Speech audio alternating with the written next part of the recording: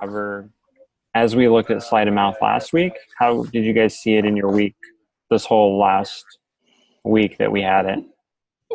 Valerie's got something exciting to say. Oh, awesome. So I went in on Monday and I changed the names of all my meetings.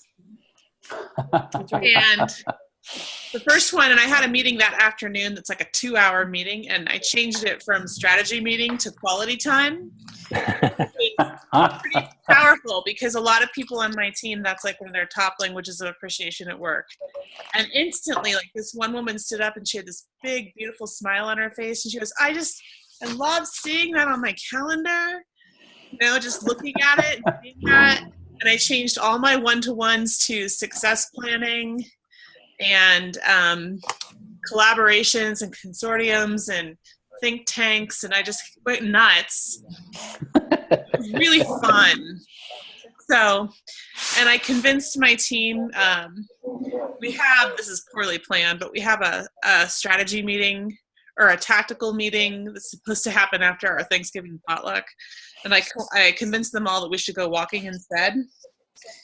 I know it was a hard sell, but I mean, it was like, I don't know. I think it's awesome. And then my boss was asking about it because I had to kind of tell her, I was like, look, when you look at my calendar, all these things that I'm supposed to be doing, like, I'm still doing them. They're just called different things. And she started doing it.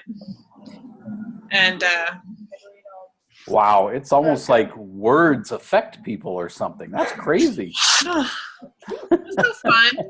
It was just really fun. I'm going to keep coming up with, I told my boss, I was like, meeting has such a dirty, it's such a dirty word now, meeting.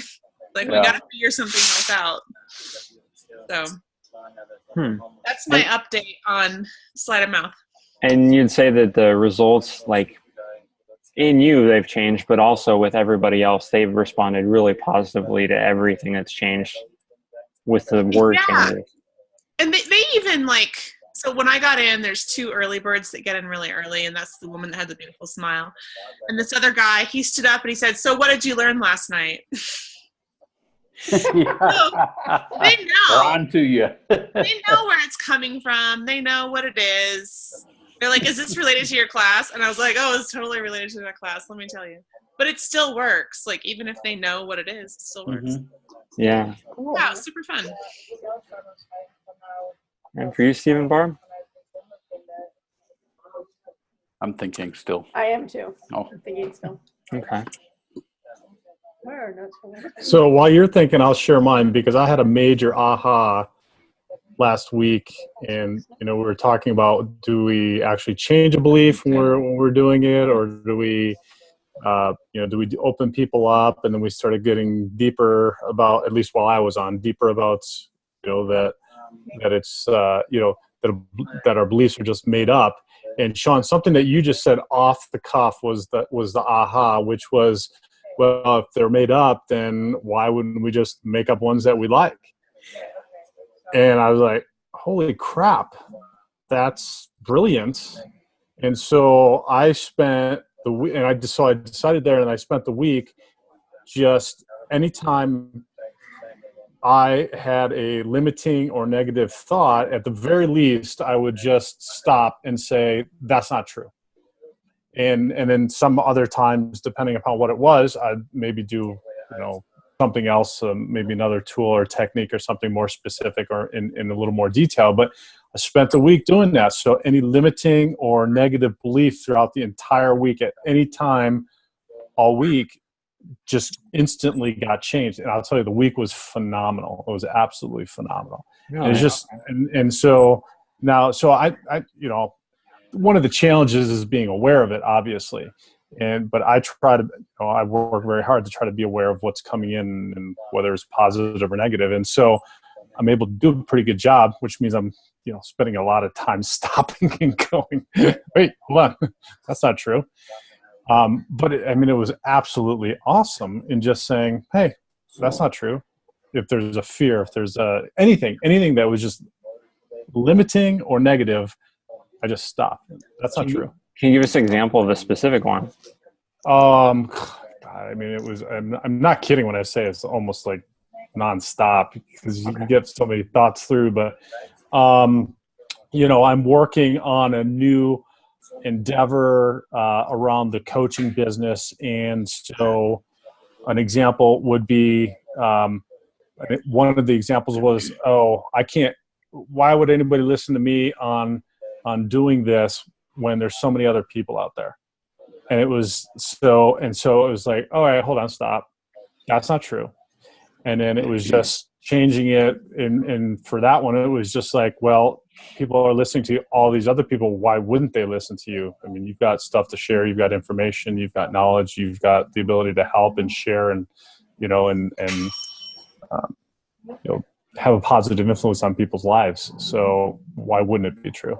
So that's one example. But I mean, it's been as simple as something like making a phone call that I might not have wanted to make, or I had just something come in like, oh, it's not the right time, or oh, maybe I shouldn't call this person, and just say, wait, hold on, there's no reason not to. There's negative thought, or there's something negative around that. So it was really cool, and I shared it with a ton of people this week too. Okay. Like, hey, anytime it comes in, this is what I've been doing. It's not true. And we'd have the conversation of like, oh yeah, well, that's not true. Oh, that's not true. That's not true. So I've been just basically telling myself that's not true all week. No, this is fantastic because this gives us a lot of things to look at here. So if you guys notice this communication that one has with oneself, it's also similar to communication that you might have with somebody else. So this is a specific pattern, and it's actually a sleight of mouth that we'll probably get into, I believe, next week, but it's called meta-commenting. So if I'm talking one-on-one with somebody and I tell them, look, you're being angry, or look, you're being nonsensical, what I'm doing is I'm meta-commenting, is I'm jumping out of the frame, my interaction with somebody in the moment, and I'm commenting on their behavior. And so this is just an example of meta-commenting with yourself. Say, you know, I'm going about my day, and then I say this to myself, and this is not true, or this is a limiting belief. And I tell myself, okay, this belief is not right for me. It's meta-commenting on my belief. What's interesting, and what I wondered, Jude, is when you first started, did you feel kind of like a break or maybe a loss of rapport with yourself? No, not really. It was a lot of it's been reframing. Okay. So because it's just reframing the thought that comes in, because the thought might be something around fear, or something that's limiting, like, oh, I can't do this, and then I'll just say, well, that's not true. Other people have done it, so Okay. Why can't I do it? And so it just reframes it every time to something that's positive. So it's basically taking a negative and reframing it into a positive every single time. Okay. I pointed out because sometimes when people go and they have that, where they have maybe a belief that they believed was true, and then they go and they just interrupt and say that's not true, it's a lack of rapport with themselves if they don't believe it. So then it becomes challenging for them to go along that path and start believing consciously what they're telling themselves. This is the problem with affirmations. And so if I tell myself I'm rich and abundant and I'm living in prosperity every day, and my life isn't equaling it, if I tell myself that every day and I'm not making the actions for it, I'm living in a very incongruent place where eventually it might catch up to itself, and I might go to that place where I am in that congruent place. However, when I say those things, there's going to be some form or some level of incongruence there.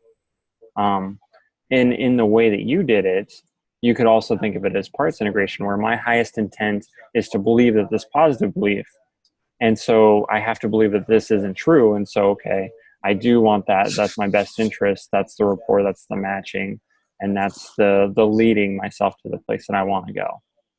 Yeah, I think what you said about action is key there too, because so it's not just saying, oh, I can do it because somebody else can do it. It's in, what am I going to do to move towards that? Okay. Yeah. So yeah, there's definitely got to be an action behind that. You can't just sit there and say, you know.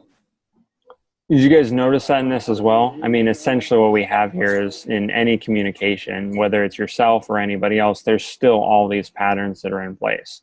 So even if it's a belief with oneself, it's the same as dealing with a belief with somebody else. Interesting. Yeah. So you have to be congruent with yourself. You have to be in rapport with yourself.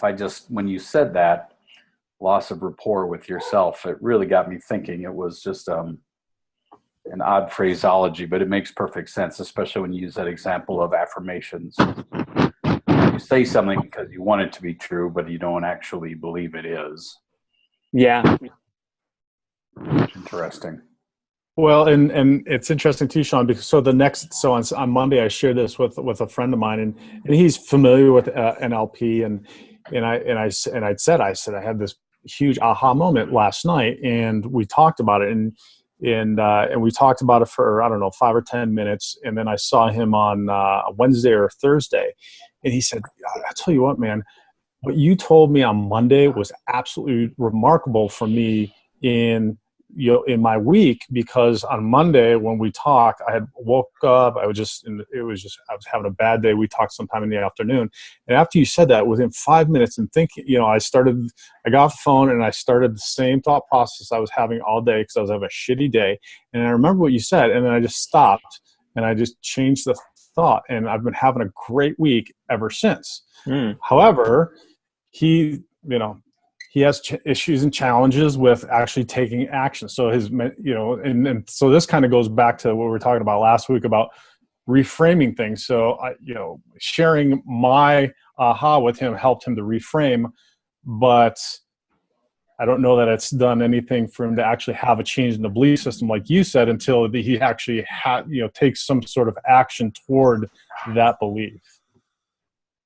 And that's the other side of it, is that we're always having this communication, not only with the world, but ourselves. And so if we don't take an action, that's presupposing potentially a belief, potentially a thought, potentially anything, that we can't do it. So if I say myself, I can do it, or if I'm having a limiting belief and I tell myself I can't do it, change that to I can do it, and then I don't do the action, not doing the action is going to communicate to myself something.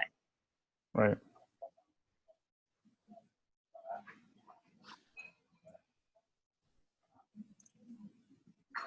Other thoughts, comments there? I actually, the best example I can think of that I observed this week for examples of what we talked about last week was I was on a business call, and there was an objection to a point in a contract. And it was one of the principals asking if something could be done differently. So I talked to the other principal and I said, "Here's what the concern is." And then a short while later, I got them both on the phone together. And I had told the one principal that to let him think about how to deal with it. And what he did was a very smooth version of reframing, where he didn't mention that objection at all, but he could see what was behind that objection, and he just explained the process, which he assumed, and it did in fact make the other principal comfortable with the process, and that was no longer an objection for him. So he reframed it in a sense by not even addressing it directly, but talking about what was behind the objection, because he could see it, he understood what it was. Okay. And business people, the ones who are really good at this or at business, generally have these sleight of mouth patterns somewhere or another.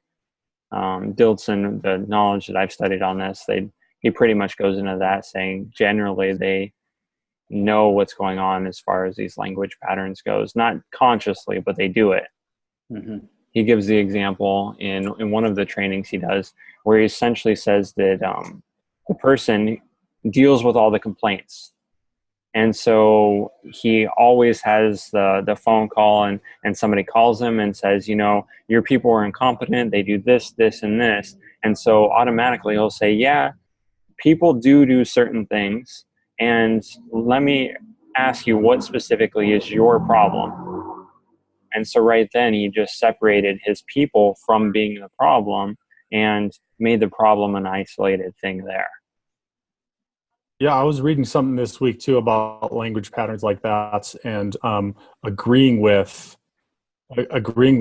what somebody's saying, whether you believe it or not, because it's their belief. So you can agree with their belief. Like I agree that you think that I'm an idiot, and then using and then changing it to, the issue isn't about whether or not I'm an idiot, but whether or not I'm able to effectively help you do whatever it is. And so you're agreeing with them, so they can't argue with you because you're agreeing with what they're saying. And then you're just redirecting it into actually what it is that you want, the statement that you want, or the point that you want to make, and change the whole gist of the conversation. So, small tangent. The Japanese are amazing at this, because in their language, hi, which means yes, really just means, yes, I acknowledge that you are talking and that you're a person and that you're in front of me. It doesn't really mean like, yes, I agree with you. And so they'll say it to encourage you to keep talking. And when I lived there, I swear it took me like 7 or 8 months to figure that out. And I was so confused. Hi. Because I thought surely we're on the same page, and they see my point of view and everything, and wakarimashita is I understand, but what it means is I understand and acknowledge you. Like, it's really got nothing to do with what you're saying. So my life got a lot better after I figured that out. Hi. Wakarimashita. Barb, how did you see Sleight of Mouth and the world a little bit maybe differently in the last week? Well, I saw a lot more opportunities to reframe for other people. And then as I was doing that, then it kind of rubbed off kind of what Jude was saying. So I started reframing things for myself even. And so when I would step back and go, well, hold on a second, let me reframe that for myself. It did. It made the week better. It made the situation better. Okay. I use something that we're going to learn about today, and it's my favorite pattern. I like how Jude has an interrupt that he does and just reframes it for himself. I will ask myself, what's the worst thing and what's that going to lead to? And I just take myself down that route, and then it just kind of exasperates the limiting belief or the limiting self-talk, and it just kind of makes it silly. That's one of my favorite ones to do. Yeah, I've heard of that one too. Actio ad absurdum, yes. Yeah, so last week we covered 2 patterns that I want to go back over. And so if we recall, it was content versus context reframes. And I don't know, Jude, if you saw the YouTube video, but we went over those pretty in depth. And I believe we came to a pretty good understanding, but I want to check again just to make sure that we understand those. So where are you guys at the context and content reframes? Could you pull one out? Could you say what those are? Do you have those? Do you feel comfortable with them? Yeah, I feel a lot more comfortable with them than I did last week. And actually, when I was finding opportunities to do some reframing, I did realize, I'm like, oh, that was, a content reframe. So let me work on the context. And so sometimes even when talking to people, I realized that I did a content reframe. And so then I try to, as the conversation kept going, I tried to then reframe the situation and reframe the context so that I could practice more. Okay. Because I found that the content reframing was coming very naturally. Yeah. And so you're more skilled in one than the other. Right. Stephen, what was content reframe? If you could summarize that for us.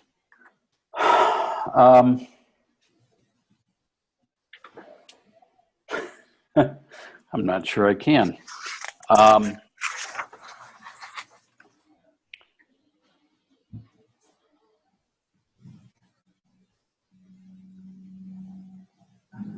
I believe that a content reframe was taking the meaning of the words or the situation and changing the meaning.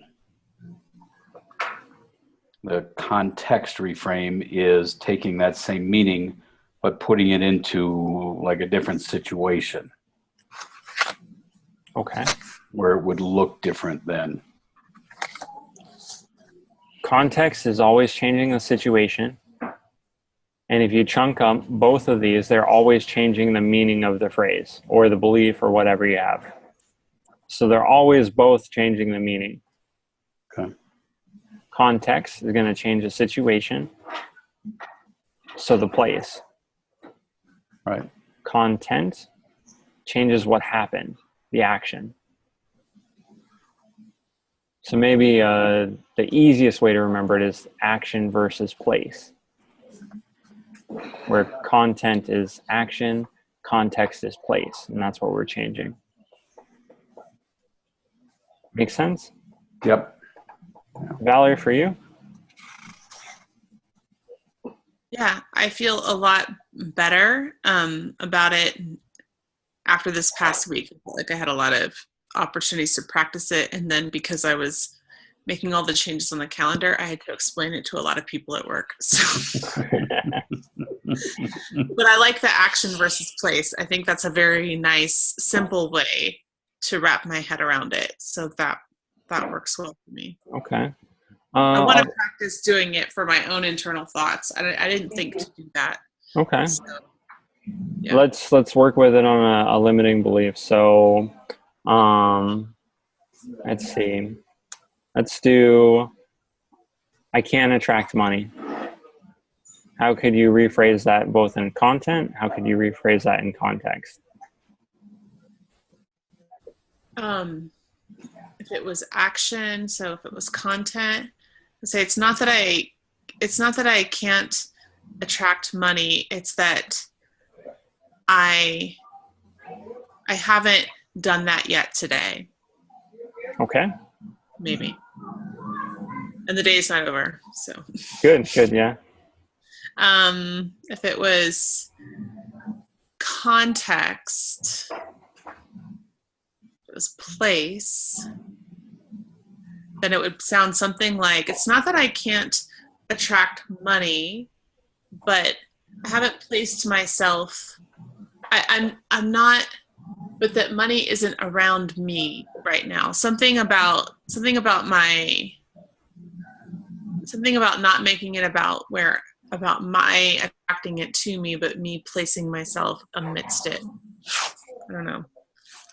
So in that, that works. Barb, what did you see her do there?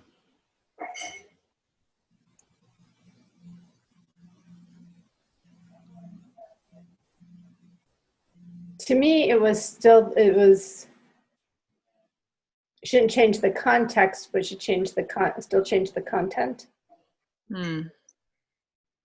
So in the first one, it's great. You changed the meaning of the phrase by what happened. So instead of attracting money, you just haven't done it yet. So you changed the action in the phrase. And so let's keep the action the same. You can't attract money. Let's change the context. So what's a different place, a different location where that action would be beneficial?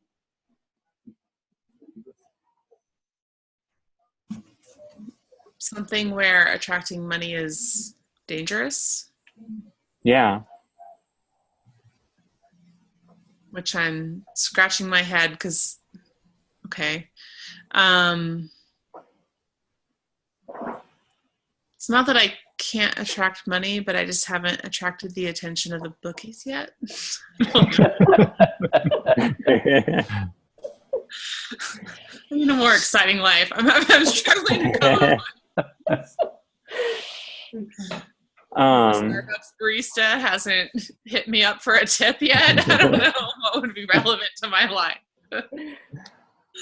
So you could say, well, that's good because your mom would have taken it all. Or that's Okay. good because the IRS would have taken it all in taxes. Okay, all right.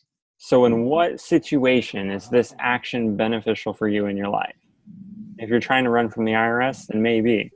Yeah, nobody asked to borrow money from me. Yeah. That's a win. Oh, okay. I've never thought of before, but it's true. Jude, are you comfortable with context and content reframes? Yeah, it sounds a little challenging. Okay, let's give you a practice one. I think when I think about it, it's probably harder than if I didn't think about it. So yeah, let's try one. Okay. I'm no good at attracting quality women. No good at attracting quality women. So you can start that content, context, wherever you want to start that from.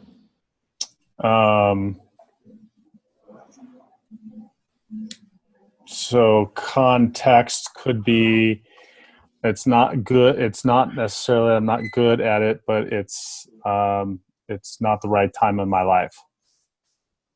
Good. Maybe it's better to focus on your career instead. Right. Context could be,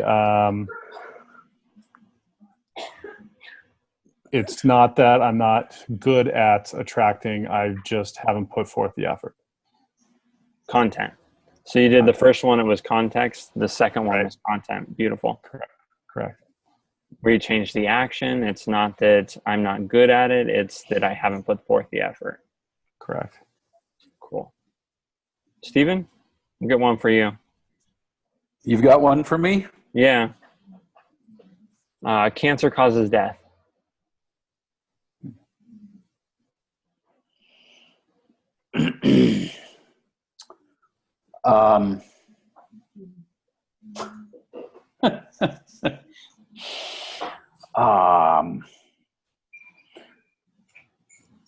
You get the hard one because you went third, Stephen.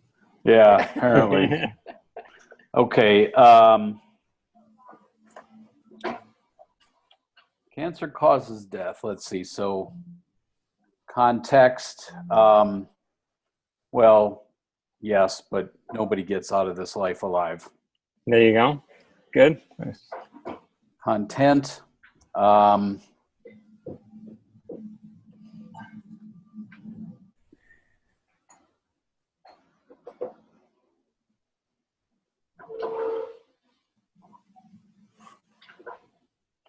To be or not to be, that is the question. I'm at a loss. I don't know. So content, right? We're changing the action.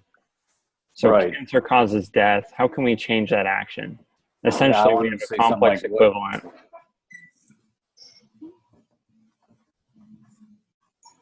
So this equals that. That's the structure we have. Cancer equals death. X equals Y. And we can change both of those inputs. We can change X. We can change Y. We can change even the equal sign in causes. Okay.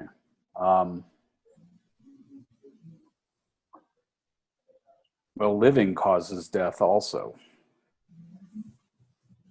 Change the X. So we could also, if we make it more elegant, we could say it's not cancer causes it, but living.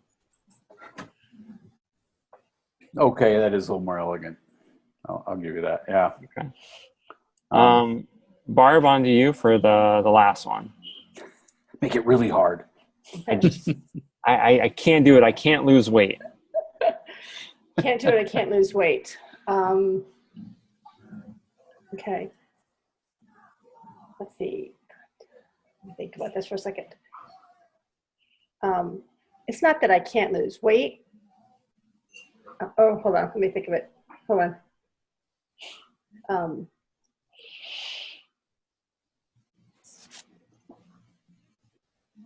I can't lose weight now because that means I have to go buy a whole new wardrobe. Which one is that? That would be the context. Good. Okay. So content, let's see.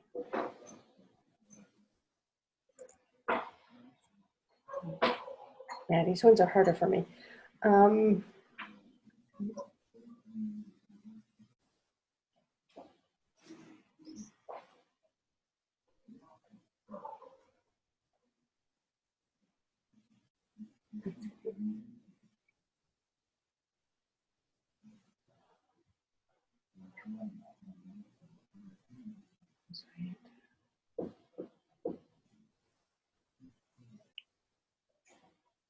Yeah, I'm having trouble with this, with the content one. Remember, the content is changing an action. And so the action is somebody losing weight, can't do it, not having the ability to. So if we change the action, let's see, I have an ability to lose weight. So it's not that I can't lose weight, it's that... Oh, okay, thank you. So it'd be like, it's not that I can't lose weight, it's I just don't like to exercise. Okay, yeah. Does that work? Okay. Yeah. And then you'll see in these, there's so many different places to it. And so what we learned in the meta model, do you guys recall it? When we had the surface level structure and the deeper level structure. And so I'll go ahead and make a screen thing of this because I'll get the whiteboard out because this is kind of fun to do.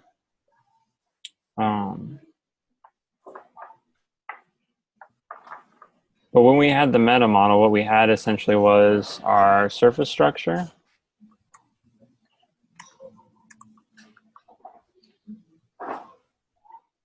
And we also had a deep structure. So when we had this, we had essentially a deep structure, which was ultimately led to the surface structure. The surface structure is only what you see on the outside. And so if I say, for example, I drove the truck, this is an incomplete representation of the deeper structure, which may be something like, I drove the truck for 2 hours north to my grandmother's house. Both of them are the same thing. However, we got more information on the deep structure. It's a more complete representation of the surface structure. Make sense there? Mm-hmm. Yeah. And so if I have something like, I can't lose weight, what that also is it's a surface level of maybe a deeper structure. And so we can look at I can't lose weight as I don't have the ability. And these are all transformations. And so you can go look deeper and deeper and deeper. Part of what our meta model programs do is they give us the questions that'll take it all the way to the deep structure. And so maybe the deep structure is, I don't believe I can lose weight because I have a family history of fat people, or something like that. But it's a more deep level of that. And then maybe before that, we have something more along the lines of, I don't have the ability to lose weight. But all along the lines, we're going to have different transforms. And so the language is going to transform all the way until you get to that deep structure. Now, what we're doing in the belief change with these sleight of mouth patterns is not so much focused on getting the whole deep structure, but it's just working with it as it is. And so we can infer everything we have there. So if I see the word or the sentence, I can't lose weight, then I have a few points of access there. Essentially, the I can't lose weight, it's you doing some action. It's also you not being able to do some action. Essentially, that's the structure I'm working with. Then I have a few points to go ahead and take that apart. I can say, okay, you're not able to, and then that's just an implicit deep structure level meaning of this I can't lose weight, is that you don't have the ability to. And so what I can say there in my language to that person is, or could be, is it's not that you don't have the ability to, it's that you just haven't worked hard enough. Notice that that's still in there. However, I implied a lot in that. What that means here, and the danger in that, is that we're putting some kind of implications and we're kind of mapping a little bit onto that person's world. Where sure, they said that they can't lose weight, but we also imply that to be a stated meaning, a deep structure of they don't have the ability to. They could come back and say, no, it's not that I don't have the ability to, it's just that I'm unable in my current circumstances. And that's a little bit different. So that's why it's a little bit challenging to find exactly the right words. However, when we do this, usually we're going to have the intuitive ability to know it based on our language, know based on the person that we're talking to. So that's the danger, also the benefit in it, where we can use language in our benefit that way. Everybody follow along there? I know I kind of just threw a lot at you and also brought up some of the meta model teachings. No, doing okay. Doing okay? Okay. Yeah, following along. Valerie, you? Yep. Okay. So, Sean, along the lines of what I've been trying to do with myself this week, couldn't you just say, is that true? Is that true? Which is what? What are you doing when you do that? Ask him if it's true. Yeah, Counterexample, let's look at it structurally. essentially. Let's look at it structurally, and so that we can do that, let's step you outside of you and say that somebody comes to you and they, or maybe it's a couple and they're having some kind of debate or something like that. The husband tells his wife or asks her, is that true? So structurally, what we want to look at is, what are we doing with our communication? You know, essentially we could be challenging it. We could be seeing if it's valid. But that's all a pattern. And so what we want to look at is, what is the pattern doing and what's the pattern going to get us? Does that make sense? It's challenging their belief. Challenging whether their belief is true. Correct? Could be. And so that's what I want to wonder. And so let's take a belief, for example. Let's chunk it down. Give me just a belief that you could challenge with, is this true?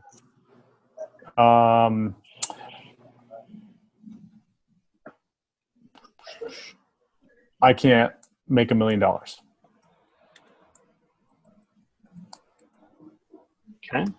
So this person, their map of the world, they believe they can't make $1 million. Okay, whether we like it or not, whether we think it's true or not, our question then becomes, is it true?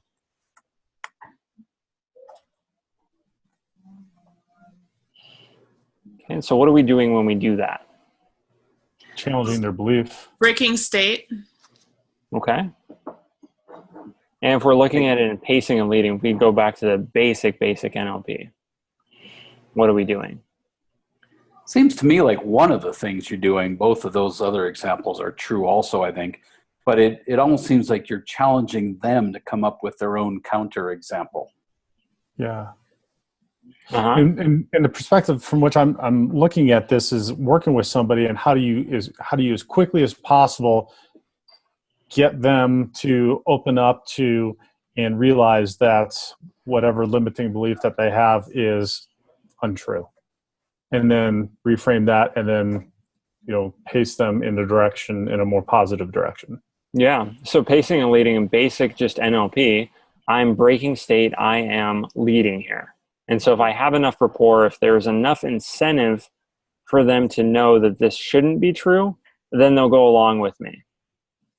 However, if they are stuck and true to this belief and it's ingratiated in them and they don't see a positive benefit of moving away from this benefit, then asking them if it's true and challenging that belief maybe not be the best way to go.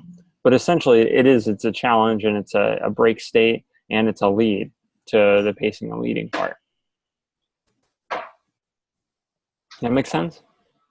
Yeah, it seems to me, and it feels like if you are in a good rapport with the person, say it's a client, and hopefully you've built that rapport, that it would be a pretty effective question. Yeah, and if we remember our pacing and leading, and this is something that we did in the class, we need 3 things for effective pacing and leading. We need 1, rapport. And then we also need a bridge to cross that isn't too far. Short bridge, yeah. Short bridge. You guys remember the other thing?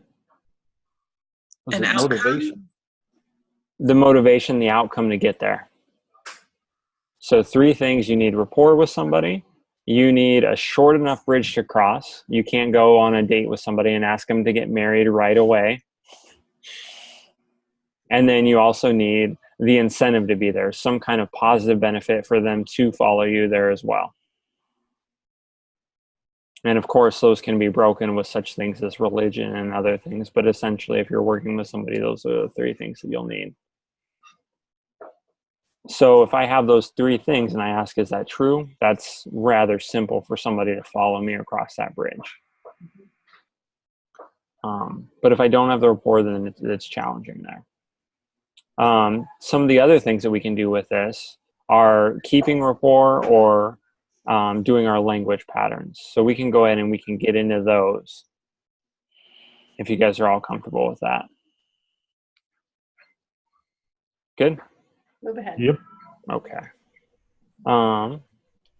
So I want to cover a little bit about what we did last week. Let's make sure that my screen is sharing. You guys can see the handout here that I have on my screen? Nope, it's still your whiteboard. Still the whiteboard. Okay, cool. Boom.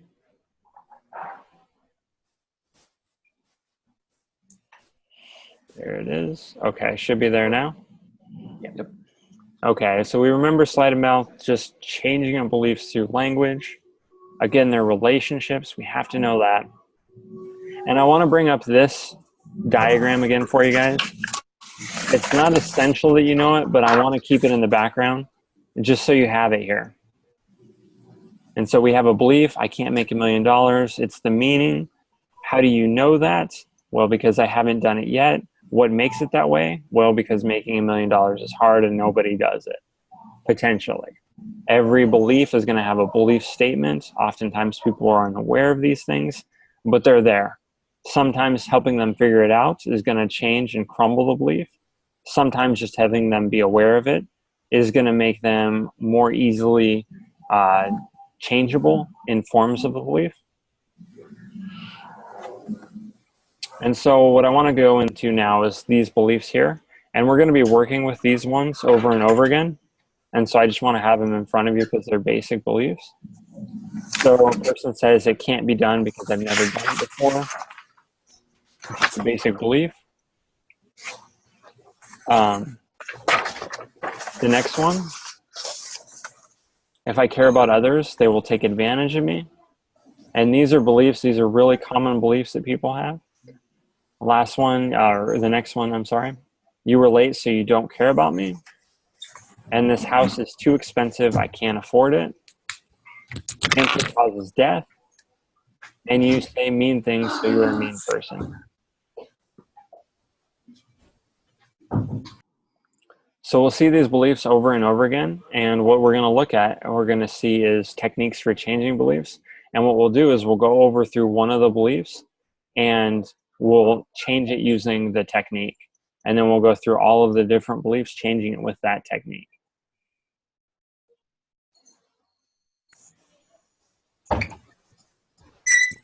So the first one is redefining. So it's substituting a new word in the belief statement. So essentially that's all it is changing a word in the belief statement. And so I'll get the whiteboard back out for this.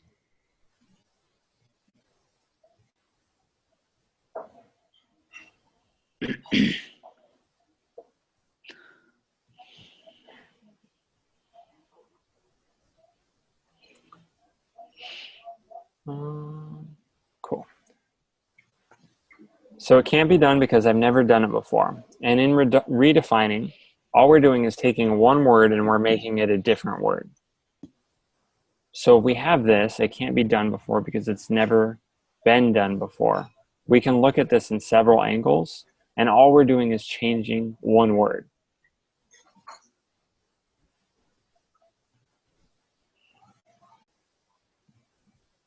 So one of the changes could be, it's not that it can't be done, it's that you haven't allowed yourself to do it before. All we're doing there is we're changing it can't be done, and we're changing that to you haven't allowed yourself to do it. This, in essence, is a context reframe as well. But the redefining, the whole thing that you're doing is you're taking a word, you're replacing it with something else that changes the meaning completely.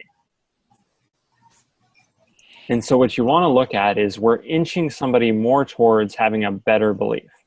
If I say that it can't be done because I've never done it before, there's a large amount of limitations before or there. And I can go ahead and I can use my meta model programs. I can break that down, but instead I can just inch somebody over to something else. And so what you want to do is you want to look at where you want to take somebody. Obviously they want to go and they want to do this thing, whatever it is. Let's say it's making $1 million. They want to go and make $1 million, but they have the belief it can't be done because I've never done it before. Okay. So if we have that, we want to move them towards the belief of I can do it and I'm just on my way to doing it. That's a more appropriate belief. That's an outcome for us, right? And so to do that, we can take it can't be done before because I've never done it before. We can change it can't be done. We can change I just haven't allowed myself to do it. And that's a little bit closer to where we want to go. And in somebody's experience, is that going to be pretty close to it can't be done because I've never done it before?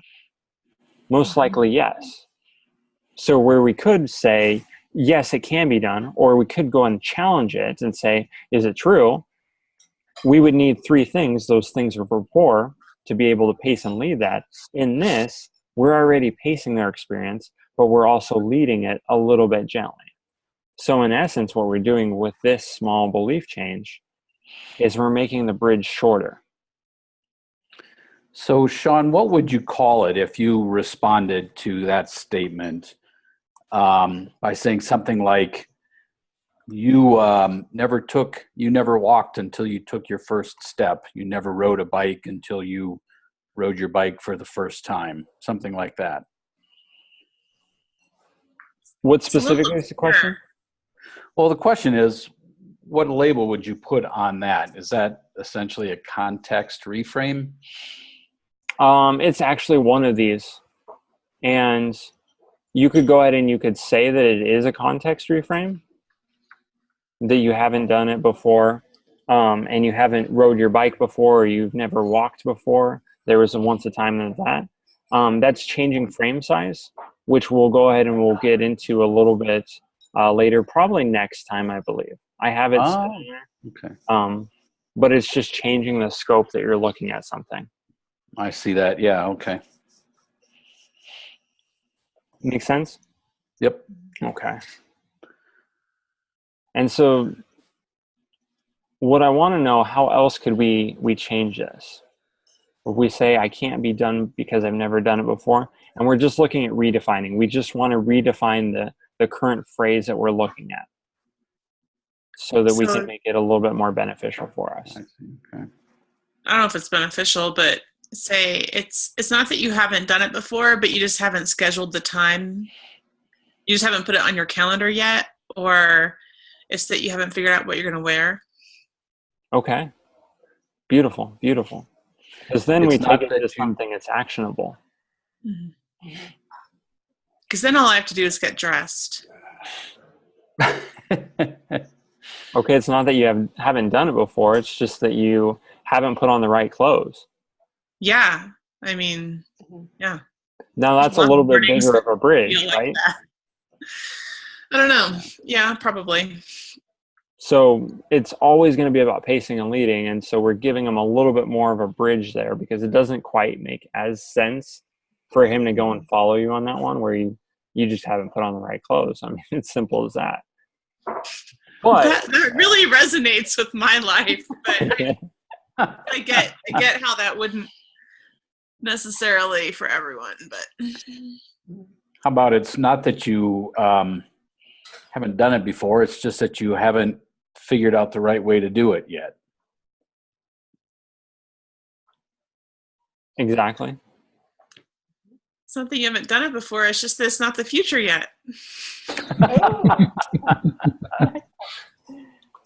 It's almost like a little suggestive sort of hypnotic language, huh? You And will we- do it in the future. And maybe what we probably even a better focus is to get the person to take charge of their own problems. And so say it is a person that wants to make that $1 million, and we say it's not the future yet. Well, that kind of puts them at the cause of the universe, or the effect of the universe, I'm sorry.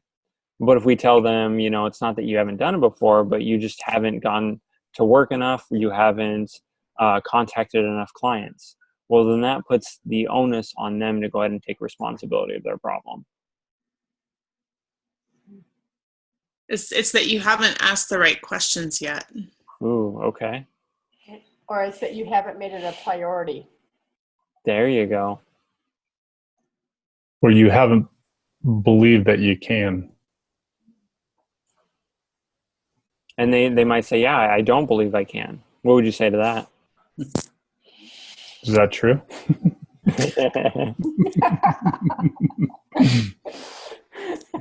You pace the belief actually, really well, and then lead it. And so you're right. That's the structure. Lead it, and hopefully you have enough rapport, and you can say, "Is that true?" But what if we didn't have enough rapport? What if they said, "You're right. I don't believe that I can." Then I'd say, do you believe that anybody can? Let's use redefining.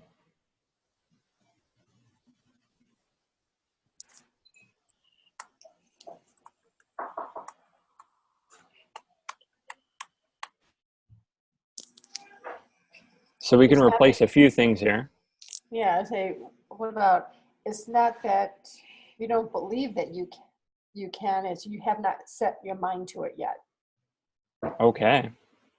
Good one. Ooh, that's an excellent one. I like that.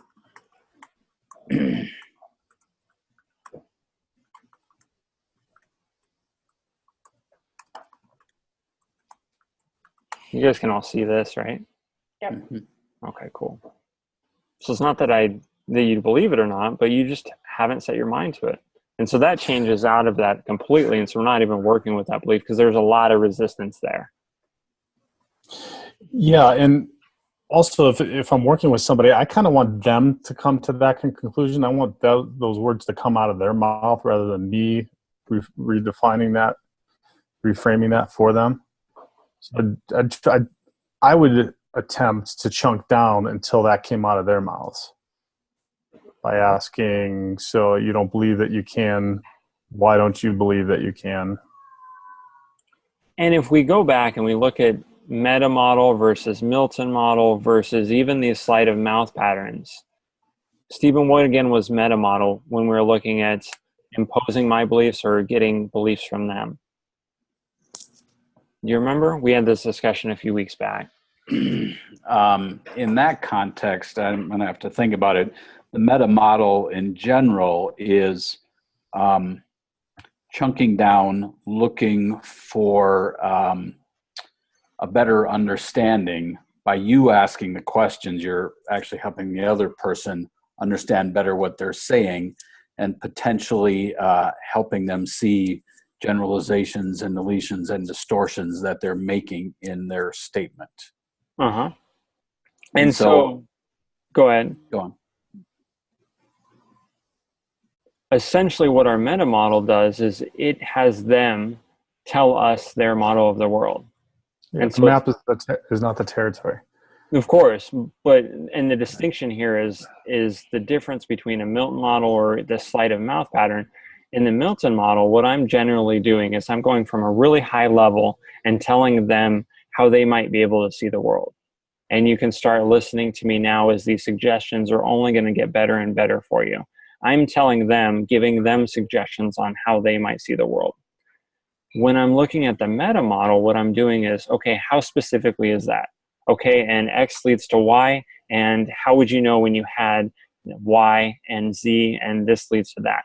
What they're doing then is they are telling me how their model of the world needs to be. Right. So you'd use the different ones dependent upon the environment in which you're working. That and potentially your style. So, for example, you said that you don't really want to tell them this belief. It's not that you believe it or not, but you just haven't set your mind to it. You said that you'd rather wait for them to tell that to you, right? Yeah, and particularly because of the meta belief that everybody has everybody has the answers within themselves. Mm-hmm. So that's kind of what, from where I operate. So Sean, in terms of the two different meta model versus Milton model, and how you would use it depends partly on your style. Is it accurate to say that the Milton model is you're essentially chunking up to see things on sort of a bigger scope, and that allows you to use hypnotic language and you tell them how to see the world? Yeah, you'd be leading them to see the world in a different way. Yeah, you're giving them suggestions and pointing them in a direction that they can go to see the world, to solve their problems, and they have to accept that. And so that's the difference in the meta model and what Jude is essentially talking about here as well, where he wants the other person to find the solutions to their problem. And right, so the meta model is more chunking down, and by you asking them questions, they start to see it for themselves. Exactly. And you're still leading and taking the direction and figuring them out. What I do specifically with the meta model is I will go specifics and I will have somebody solve their own problem, but I'm leading in a direction and I know it based on structure. So generally I will know that this problem usually has this structure, and so I will try to lead them through that structure to find where their problem is going wrong. And so that's classic NLP when you're trying to have them solve their problem. What we're doing here in the Dilts model is a little bit more of leading them. We're leading them a little bit more than that meta model, definitely. And what I want for you guys is to have more options in this. And so it may be against your style to go ahead and impose your model of the world on somebody, or to impose this. It's not that you have to believe it or not, but you just haven't set your mind to it. It's on you to accept that if that's a reasonable choice for you to make when you're working with somebody. What I'd also say for you is when you are working with somebody is that if you say that, they also have the chance and the ability to accept it or reject it as well. Well, you could also frame it as a question. Fair enough. Would it be fair to believe that it's not that you believe it or not, but that it's just that you haven't set your mind to it? Is it really that you haven't set or is it really that you believe it or not, or have you just not set your mind to it? Right. But we have to also recognize that that's also leading. It's a little bit softer. It's a little bit more rapport inclusive. And you could say that somebody else is solving their own problems, but you're also leading them to that distinction. Mm-hmm. True. For their benefit. Yeah. Gotta go, everybody. See you next week.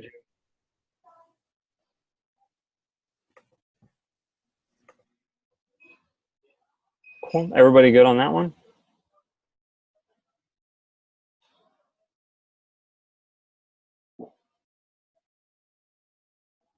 I don't know why everybody got muted for some reason. Are you guys on? We're here. Okay, cool. Oh yeah, can you hear my space heater? Nope. Awesome. Oh, it's really getting cold there. I can't even imagine having the space heater right now. Yeah. Okay, let's look at this one with redefining. If I care about others, they will take advantage of me. And so we just want to redefine one word or one phrase in the sentence to make it mean something completely different. And we want to go potentially close to what they mean, but stretching them a little bit and leading them to a new distinction.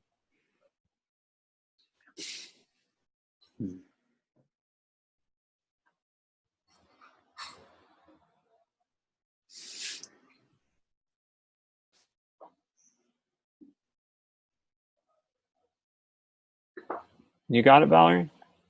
I'm thinking of things that I'm not sure are moving in the right direction. Like, if you care about others, then they'll become dependent on you. I don't know if that works. Or, And that'll be more of the next pattern that we do in consequence. okay. Okay, so what happens if others care about you and they take advantage of you? Where does that lead you to? Oh, you wouldn't want that, would you? Gosh, having anybody care about you just be awful. Then they'll speak into your life. Then you'll have more unsolicited advice than you know what to do with. Can you say something like, so you're saying if you care about others, you will let them take advantage of you? I'm just kind of rephrasing the statement, right? Well, Yeah. I said let them take advantage of you. I'm trying to make a point there and really redefining what Okay. taking advantage of really is. Okay. Let's do it more pointedly. Okay. Because essentially what you're doing is you're pointing the finger back at this person, Right. saying that they let people take advantage of them. I'm helping. Yes. Yeah. Helping them see that no one can take advantage of them if they don't let them, something like that. Right. But then you'll welcome it. You'll look forward to it. You'll look forward to the ways in which they take advantage of you. I'm really just trying to redefine their understanding of take advantage of. Okay. And exactly like Sean said, pointing the finger back at them. In other words, they're responsible if someone takes advantage of them. Yeah, Then you will invent ways for them to take advantage of you. Let's do it with language. So we want to change take advantage of me. We want to change that into something different. Or we want to change something else. What do you think, Stephen? If I care about others, they will come to need me. You'd rather have come to need me instead of take advantage.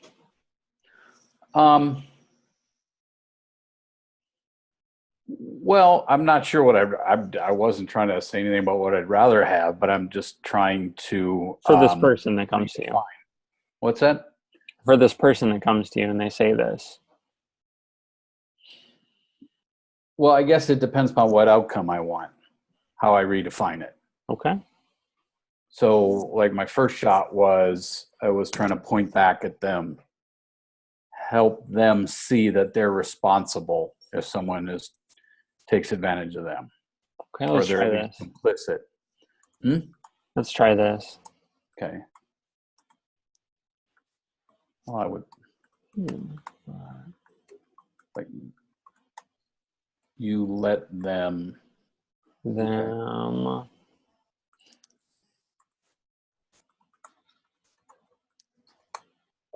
Oh, okay.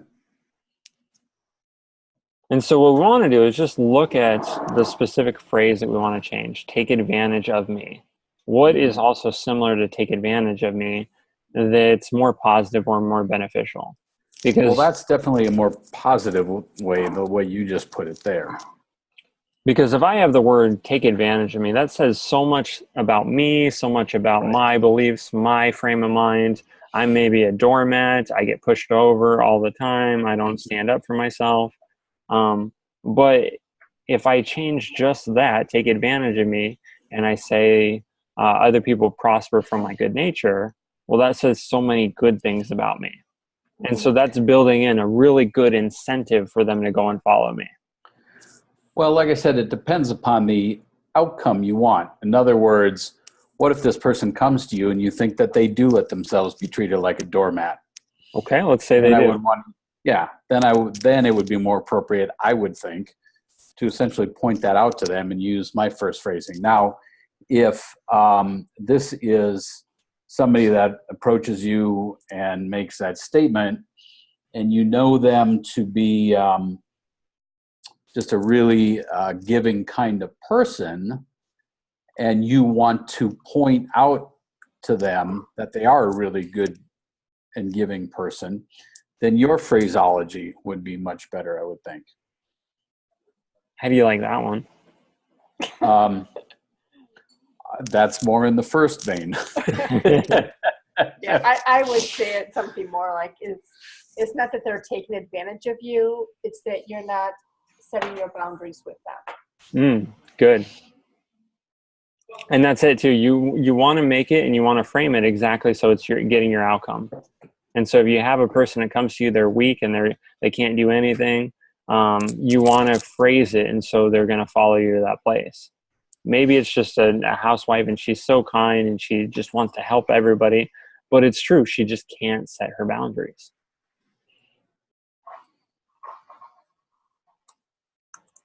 Just haven't set your boundaries.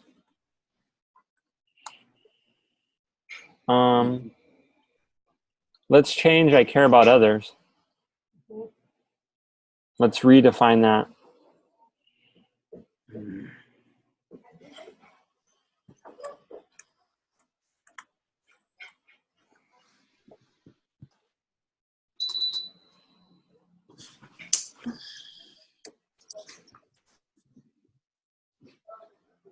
Who got it?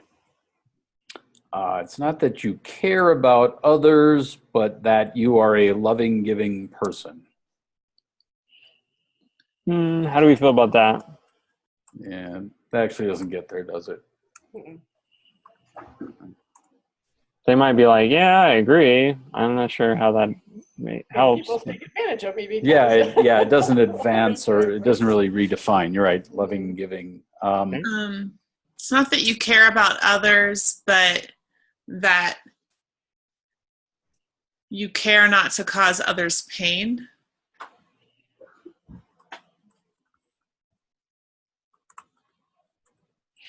Yeah, and it's causing me pain. Because they always take advantage of me. Aren't you listening? Not really. I'm trying. Gosh, why did I come to you for help? That's not true. I'm trying. I'm listening. I'm trying. So let's take you care about others and let's make a different meaning of it. It's not that you care about others, it's that you care about your reputation. Oh. Ooh, that's definitely a redefine. Yeah. Okay. Is that closer to Mark? Absolutely. What else?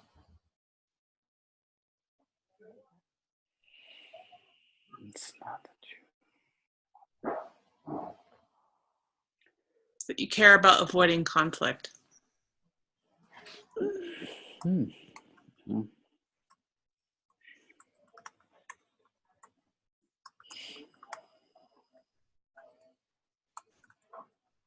I mean, there's kind of an inference there that they're doing whatever in order, giving the person whatever in order to avoid conflict. Okay, how about this one? It's not that you care about others,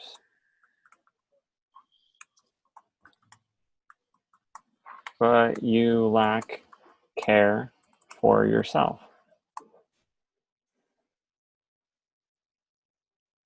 That's a really good one, yeah.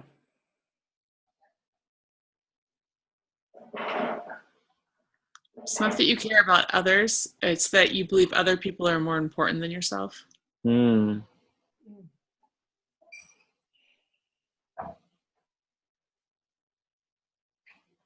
Just starting to make pretty good sense on these. Yeah. You're just replacing something. Better. Yeah. And it's so radical because if you just change a single phrase, it changes the whole meaning of the belief.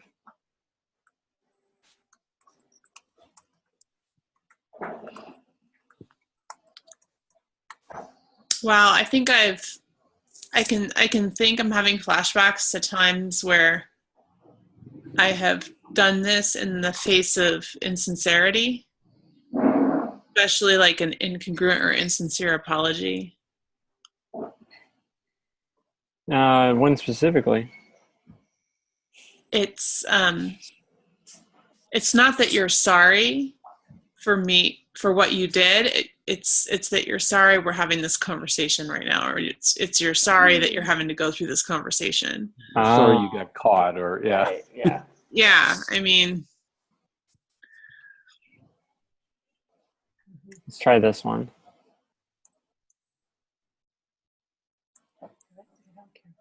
Just shout them out as you got it. Okay.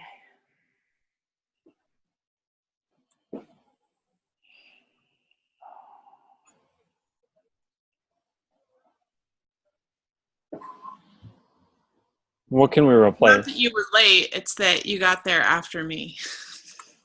I like that.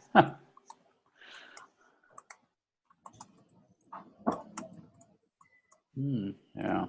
How do you think that'll go over for our outcome? Outcome's not so good, but I mean, it No. definitely redefined it. Okay. It's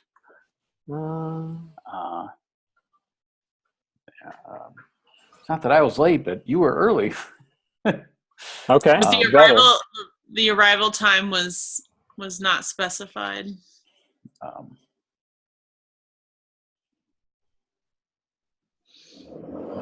And notice here, we're not even going apart for I don't care about you. We're not even touching that. And the beautiful thing about that is we don't have to, because this belief statement, it's laid out for us. The belief is that if you're late, you don't care about somebody.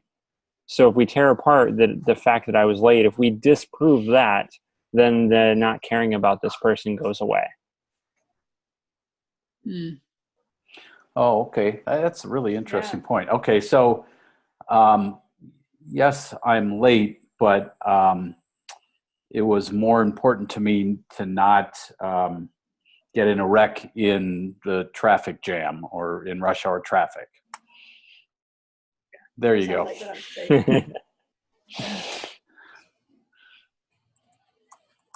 But at least I remembered the wine. That one probably solves almost every problem. Right? But I grabbed some wine. But at least I brought the tickets. I don't know. Yeah. So, and the most elegant way to do these is have as close of a representation to late as we can. Okay. So it's not that I was late, just that I needed travel time to find the wine. Yeah. Or I needed, how can we make that more closely related to late? I needed to get gas so I didn't have to do it after I picked you up.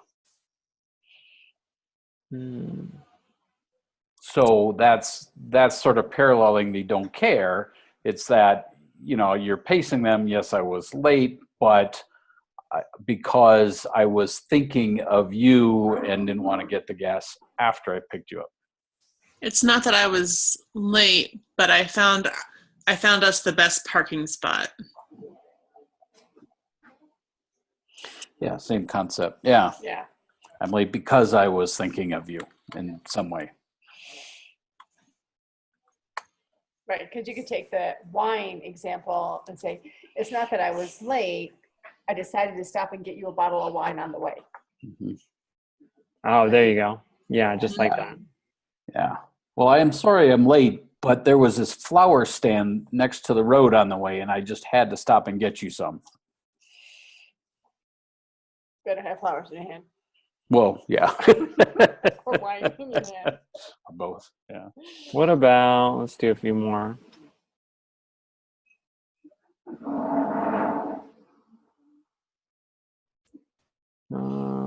Let's see. Man, this Zoom platform is so cool, you guys. I love this thing. That is pretty nice.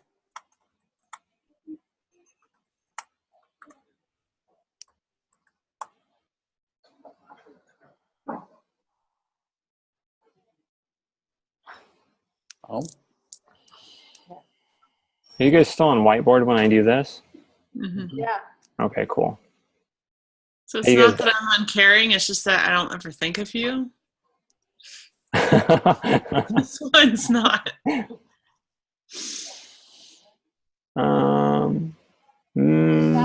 It's not that I'm uncaring. I'm just a bad. Shoot, I'm sorry. I hit it. Planner. I have poor time management skills. So.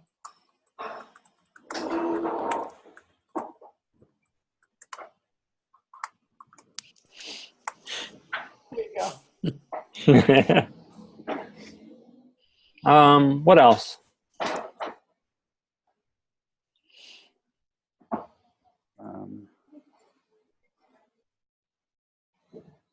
It's not that I'm uncaring, it's that I know you need this opportunity to socialize before I get there.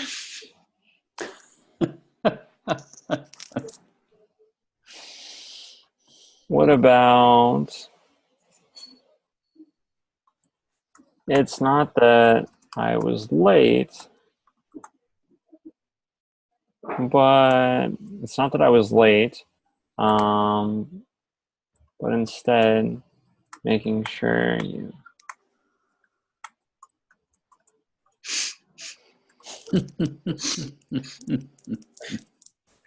or the essential message is that I do care about you. Right. Even though that might not seem true there. What's important to point out here, though, is that it doesn't even really matter if I say something like this. This message actually could be interpreted that I don't care about you because I want you to be drunk before I get there. Sure. But the language and the structure, Say that like that's a bad thing. yeah. The language and the structure of it's going to underpin everything. So even though that might be interpreted wrong or bad, if I say that and I redefine late and I give it a different meaning, then that's going to change that whole belief statement. I like the last one. I think that works. It's not that I was late, but instead making sure you had a moment to yourself. Like that would work for me. Yeah, or time to gab with your girlfriends, or hang out with your buddies for, you know. Yeah, I mean, if it's something that you know is important to them. Mm-hmm. Like alone time. Yeah, that would be amazing. Like a moment to yourself before, that would be good. Yeah. That would work for me.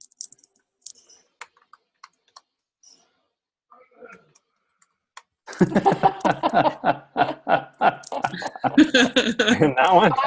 And if that's important, if both of them know that that's a scenario they like, then that would probably work. Yeah, because if I need to be buzzed in order to talk to you, that would work.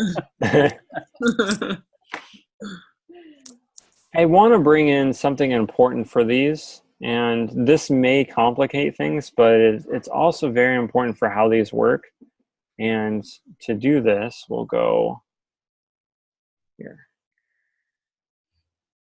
Let's see if we can do this just like this. Oh, you can't just paste something in here. That would sure be nice. Well, darn. Cool. We'll do it this way. So if we remember our Dilts model, this is our logical levels. Remember, we have our environment, our behaviors, all the way up until identity here. And if we look at our language, and we look at what we're saying to other people, what is important for us to know here is that these on the bottom are less important than these on the top. Right. So if I say that I was late one time, well, that's one thing. But if I'm a forgetful person, that's an identity level, that's another thing. Does that make sense so far? Mm-hmm. Mm-hmm. Because the implications for this are so many that I want you to be aware of it. Because if I say that it's not that I'm an uncaring person, well, that's striking at a deeper level, an identity level, than if I say it's not that I don't care. That's a behavior or a competency, the behavior of caring. Does that make sense? Yeah. Yeah, but what's the point about the impact of it? Did I miss that, or have you just not gotten there yet? So it's variable. And so if I go and I say to somebody, it's not that I'm uncaring, that's an identity level shift. That's a stronger statement than It's not that I don't care. And so you have to be aware of how that's going to affect your communication. Because if I say to somebody, it's not that I didn't care, it's that I'm a forgetful person, that's more impactful than if I say I forgot. I'm a forgetful person, that's more of a deeper level impact that I'm saying to somebody in my communication. So that amount for forgiveness for somebody for being late is potentially going to be higher if I tell them that I'm a forgetful person, compared to if I tell them that I forgot one time. So you have to measure this against your outcome because it's so subjective and you're not really, it has different levels to it. So this is where being really precise in your communication, your language comes in handy. Let's look at this on the whiteboard because it's so precise in it. And we'll look at just this one phrase and see how it has impact.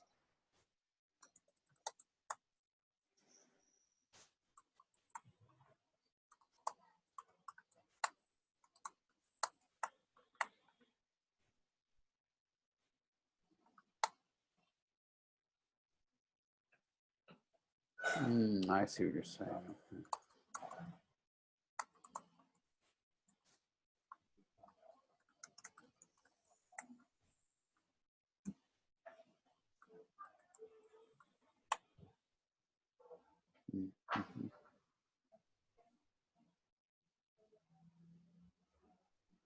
You see the differences in those two? They're profound. Yep.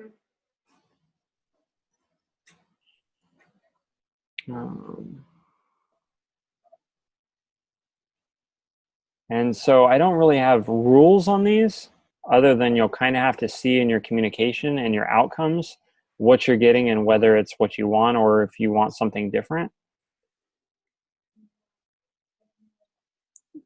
Because if you're wanting to manage down somebody's expectations, then you might use the forgetful person line. Yeah, because if I tell somebody I forgot one time, well, that kind of makes me a jerk. But if I tell them that I'm a forgetful person, well, that's a bigger apology. It's a bigger apology, but it also speaks to what they can expect from me in the future. Yeah. So then later it sounds something like, well, I told you I was a forgetful person. Or did you forget?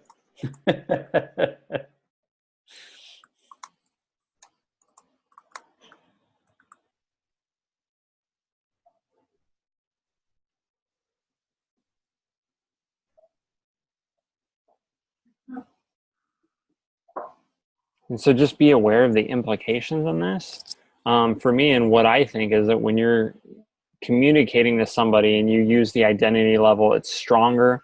There's more of an impact there. And so your words, your language is going to be stronger with that person based on if we're just talking about behaviors and competencies. Okay. And so just pay attention for that as we go along. If you're having a situation and you're not getting what you want, you can change just a little bit of your language. It's not that I don't care, or it's not that I'm an uncaring person. Well, that's a small difference, but it's a huge and distinct difference in what the kind of effects that you'll get with somebody is.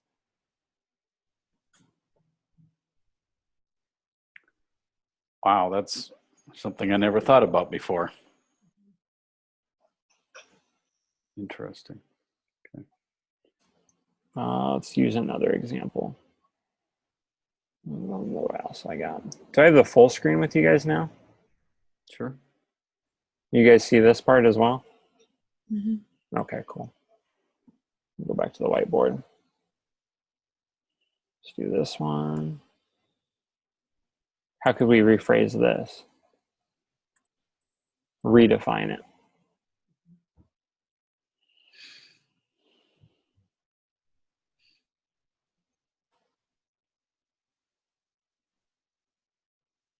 Few parts we can work at here, right? Yeah. So it's not that it's too expensive, it's that just that you value your social life also. Or you want to have a balance with your social life. Or but you have more. How about other priorities for your money? Yeah. Mm-hmm. It's not that it's too expensive, but the market has changed. Does that work? Is that closely related to a house being expensive? Yeah, if the housing market changes. Well, it depends upon what the context is and the outcome as well. So, like the first time I saw this, I was thinking that it was somebody who already owns a house making a comment on something. But you could also see it as someone who's shopping for a house and this house is too expensive. Yeah. What if I take it all the way to identity level?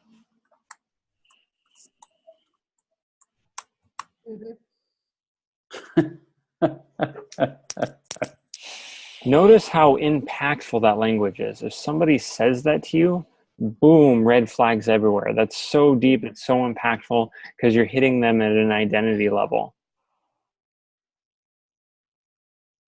What if I change that though? What if I go to a behavior level? It's not that it's too expensive, but you have to stop trying to heat the whole thing. It's not that it's too expensive, but it's how you choose to maintain it. It's not that it's too Not that it's- expensive. Now let's Not make that it. it's too. But this is something.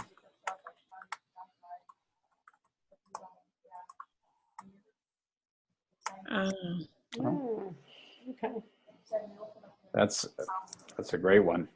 It's not that it's too expensive. It's just that you'll have to sell your Lamborghini. Or you may have to make sacrifices. Yeah. More closely related, right? And so if I have that, if I'm a person that wants to make sacrifices, then that's better. Notice here what we're doing is we're looking at behavior level compared to calling somebody too cheap, working at identity level.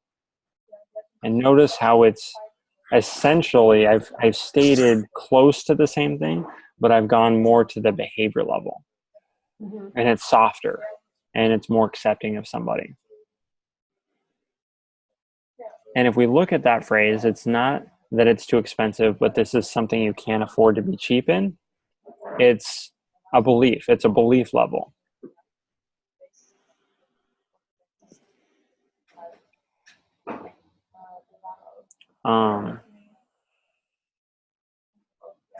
Let's see if we can do this. I want to go ID. And then if we want belief,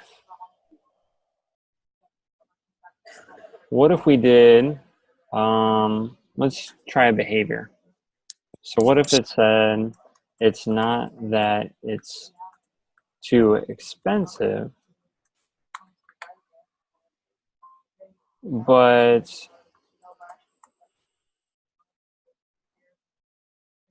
how can we make it behavior?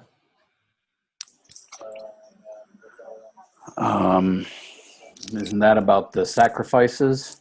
But that you'll have to make sacrifices? But you can make a sacrifice.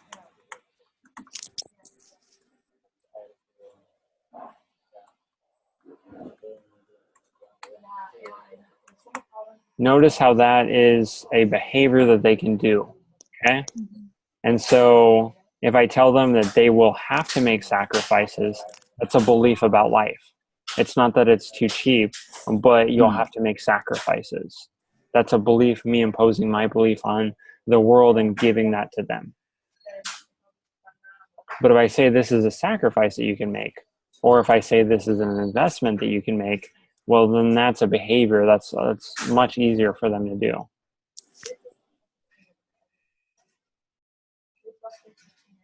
And so I might even say, it's not that it's too expensive, but an investment.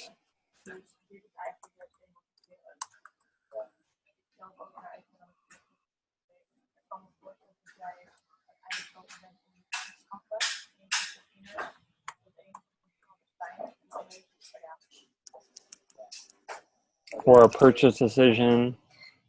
Mhm. But just notice how the different levels are going to affect how deep it goes with somebody.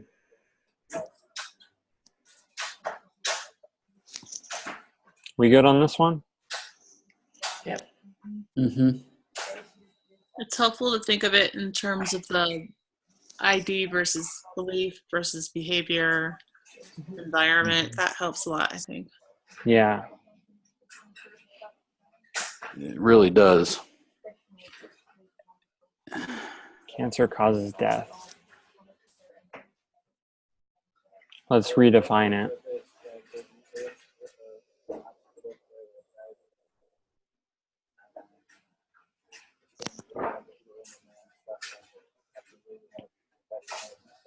It's not that cancer causes death, it's that cancer causes obstacles to life. That's beautiful. That's really good.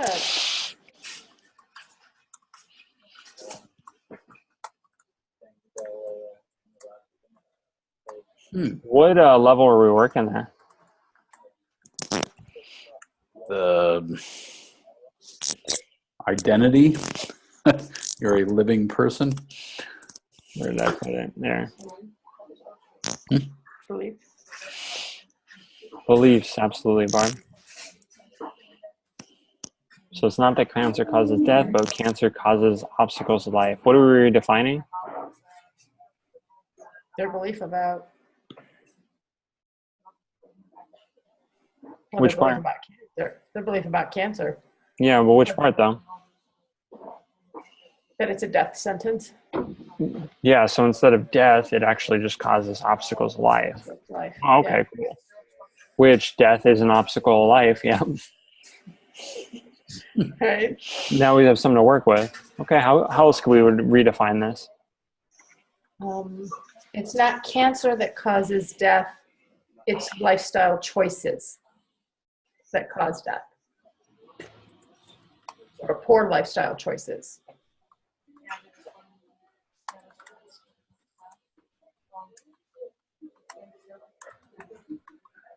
Okay. Let's redefine cancer. Okay. It's not cancer that causes death, it's the what does cancer do? It kills your healthy cells. It's the mutation. Yeah, it's the mutation. Cancer that causes death. It's the overgrowth of mutated cells. Causes death. Right? Many people live with cancer, right? Right. Right. Okay. This one's probably most simply stated, but yeah, just like that. Mm-hmm. That one's pretty straightforward. Let's go ahead and get into the next one. Consequences. So in this one, this is just showing that the belief can cause something else. And so if I said it can't be done because I've never done it before, I take that back on the whiteboard. Research. I like that eraser function. Yeah, Cool. it's so easy. Can't be done because I've never done it before. What I want to do is I want to look at the consequences. What happens when you continue with this belief? Well, then you'll never do anything new. Then you already know how to do everything you'll ever do. Yeah. Excellent. Yeah.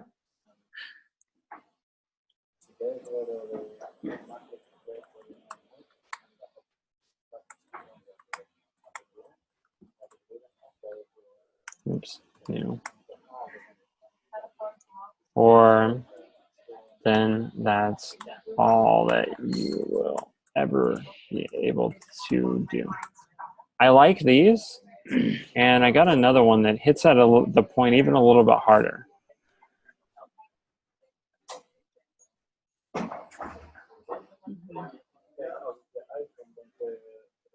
So that's one less thing you have to worry about. Now, what kind of responses am I going to get when I say these kind of things?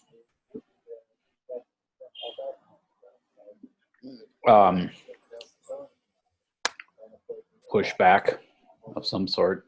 Is that good? Depends upon their attitude. So if they just want to prove that they're right to themselves, then it won't be helpful. Let's say it's you're working with a child and he wants to learn how to ride a bike and he's pretty pissed off and he says that it can't be done before because he's never done it. And you say one of these. Okay, well, good. Then you'll never do anything new. Yeah, I don't think it would work for a kid. Moving a grown-up. Let's say you're a supervisor at work and they tell you that they can't do it. And you say, okay, well, then you'll never do anything new. I would react differently to that.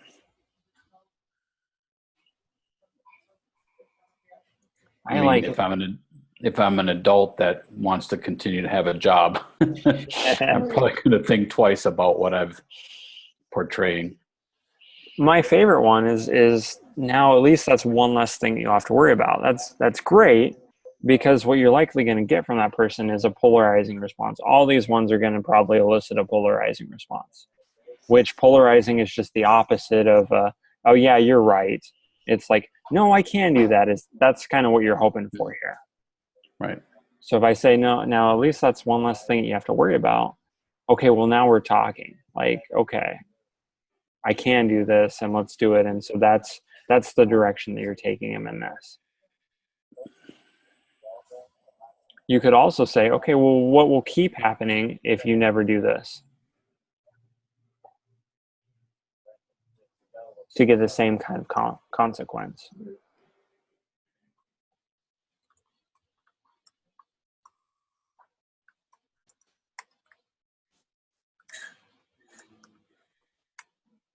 One of my favorite ones, and I love doing this with a client, is I'll ask them, so what?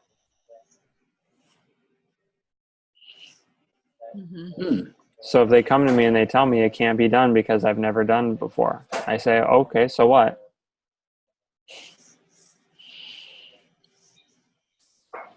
Okay, big deal. So you can't do it. Oh, well, life's going to go on and it'll go on. Okay. I think you call it a polarizing response, right? Yeah. Because you say, so what? Then they'll suddenly try to explain why they ought to be able to do it. Exactly. And then we have room to work with. Mm-hmm. And we can go and break down it some more. So basically we're talking about identifying an undesirable outcome. Yeah, absolutely. In order to motivate a moving towards strategy. I want to move. So this is what I said that I do with myself.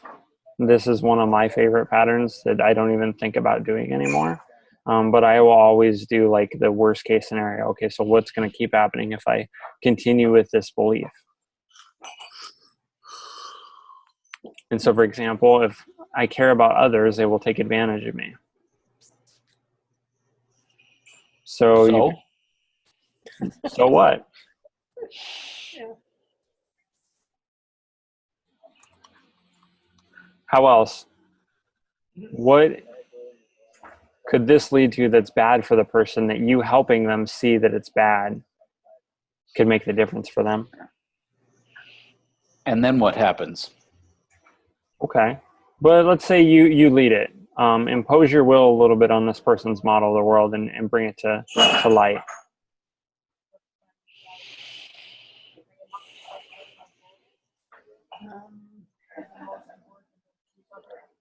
So then you'll never take advantage of anyone else?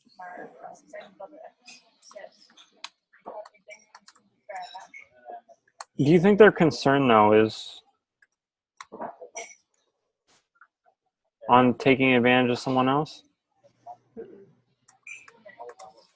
No, but I was trying to think of something that would reframe the action into something that they're missing out on.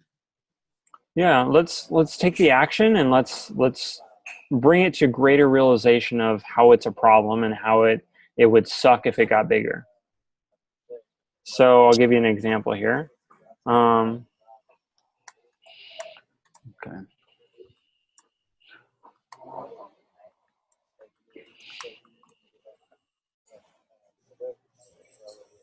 Very simple. So this person, they come to you, they're having a problem with people taking advantage of them, and we just stated straight back to them with their problem in life. Because if people are taking advantage of them, they're likely going to have a lot of problems in their relationships.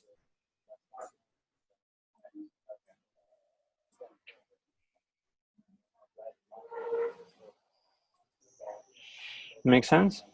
Mm-hmm. Okay. How else could we go ahead and illuminate this for them?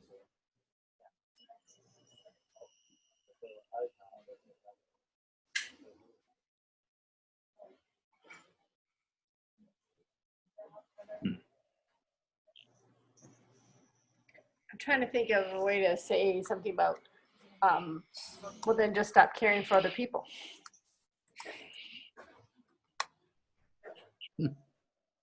Yeah, I thought about that one too. They always be a doormat.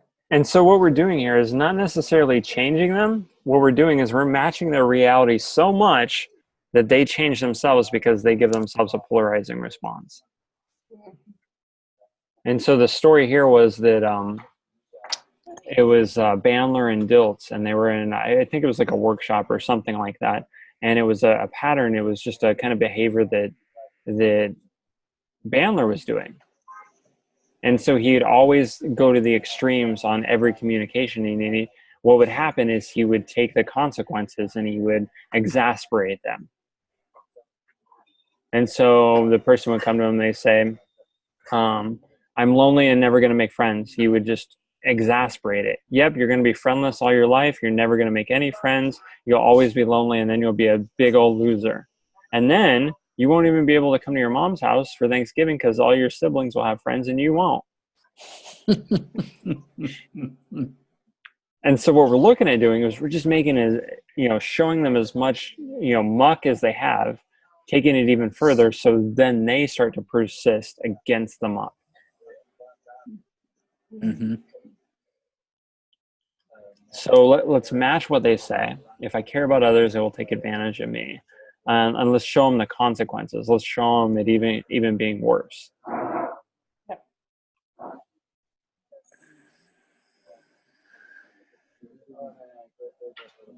Go ahead, give me another one.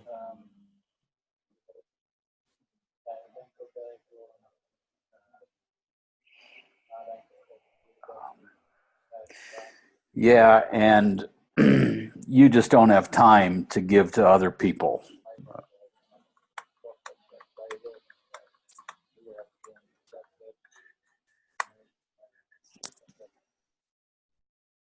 Yeah.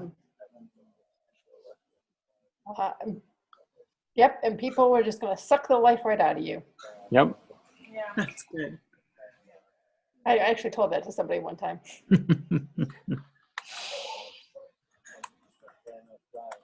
This reminds me of like kids, like my nieces and nephews who will say things like they can't get their way with their parents, and they'll say, "You hate me, Mom, you hate me." And then their mom goes, "That's right, I hate you, can't stand you, hate your guts, get out of my sight." And then they're like, "Wait," That's what that reminds me of. That's beautiful. I like that example. How else can we expand on that?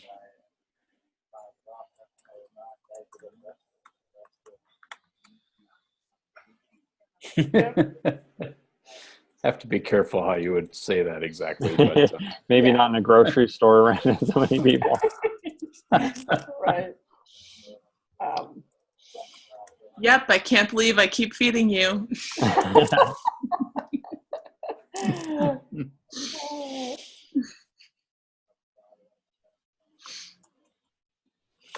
I like that one, Valerie. Yeah, you're right. I need to stop feeding you. Oh, that's good too. Oh, I need to stop buying you toys. Yeah.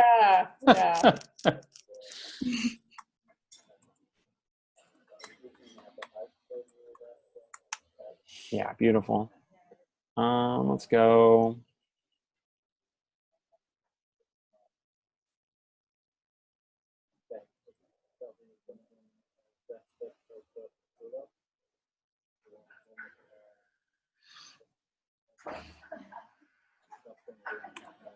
How can we do that one?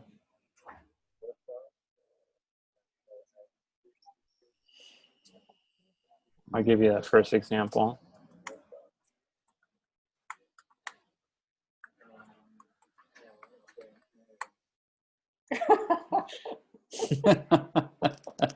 And that's a common reaction that you'll get from these. That's what you should expect. If you have one of these things where somebody says this to you and you come back with, I say mean things, you should see what I do.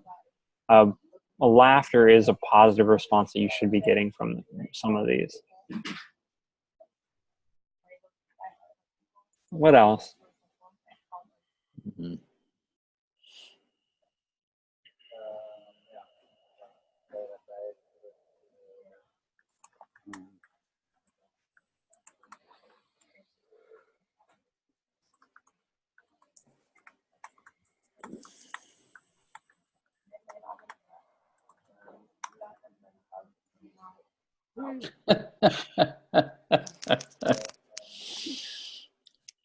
Yeah. Just imagine the things that are in my head that never make it out. Yep.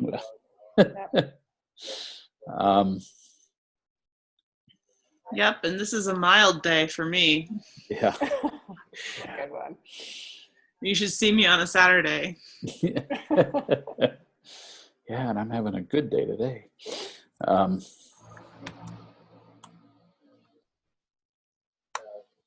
Just wait till Monday.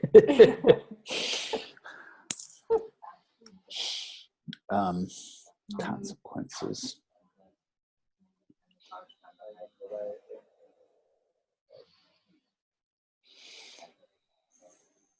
Well, I only say mean things because I hate laughter.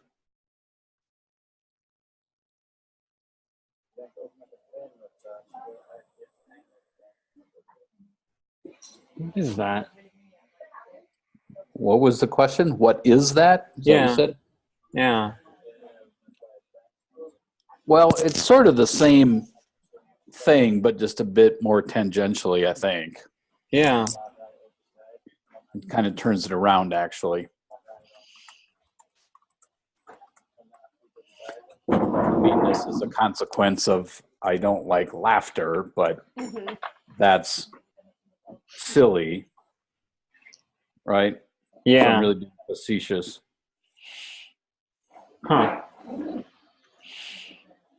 It's kind of like just breaking that state.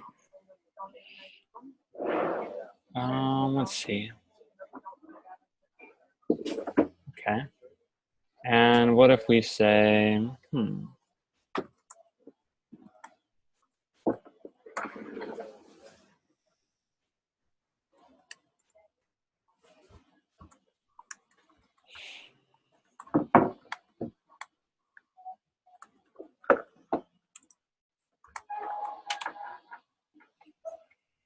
kind of similar to what we talked about. Yeah, it breaks that state and makes them think about it.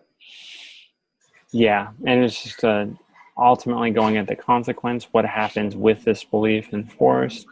How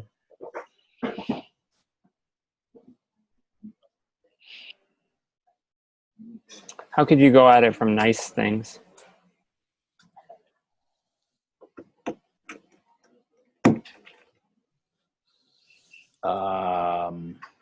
Does that mean if I say nice things that I'm a nice person? Yeah, let's use language a little bit to do it. Let's go, I'll do this. And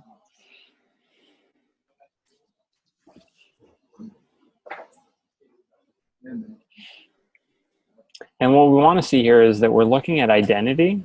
And so I'm a mean person when I say mean things. So my behavior, my competency of saying mean things makes me a bad person. And so if we swap in thinking mean things, doing mean things, that makes me a bad person too. And so we're just challenging that whole belief of the world that that person has. Mm-hmm. And so we're coming at it from several different angles. So then we could go and we could try nice things. Yeah, they're really saying behavior equates to identity. Mm-hmm. You say mean things, so you're a mean person.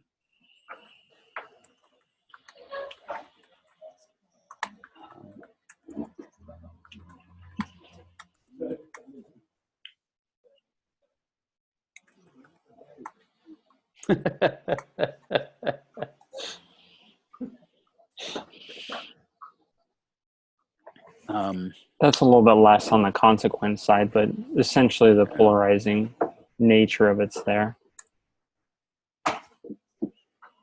Say mean things to a mean person.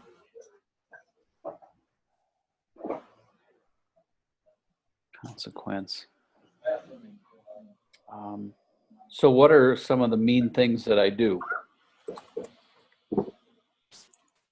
And Or what makes it further? And mean people do the worst actions. Or if you think that they say mean things, you should see what they do.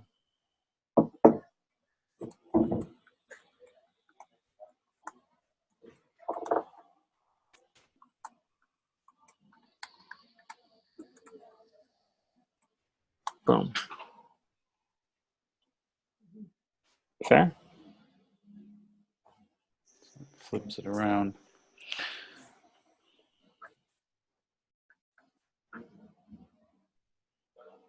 Yeah.